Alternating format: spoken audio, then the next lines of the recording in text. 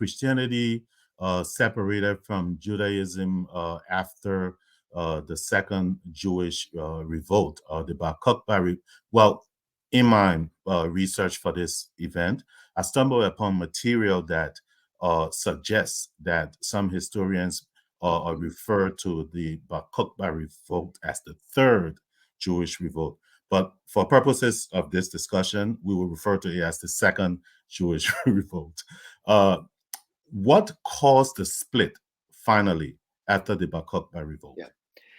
Yeah.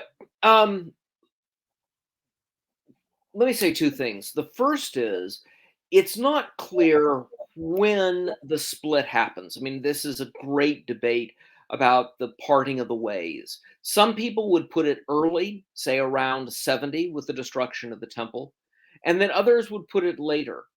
Part of the reason that some people would put it later is that Christians, they would say, in the 130s want to separate themselves, to make, as I said earlier, to make clear to the Romans that Christians are not these rebellious folk.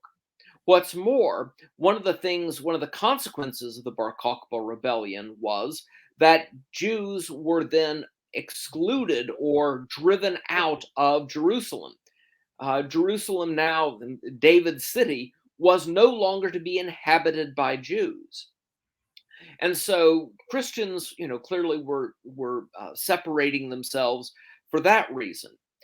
But even before the Bar Kokhba rebellion, it's pretty clear, say, for instance, if you look at the writings of a bishop of Antioch by the name of Ignatius, and Ignatius is making a pretty clear line between Jews and Christians. And he even goes so far as to say that in Christ we have the original documents, that Christ is superior to the Jewish scriptures.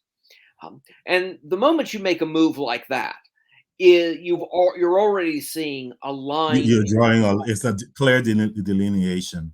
Right. And then about the mid-century, then you see groups like, there was a fellow by the name of Marcion, who was a reader of Paul, if you will, a misreader of Paul, who believed that there were gross contradictions between the Old Testament and the New Testament.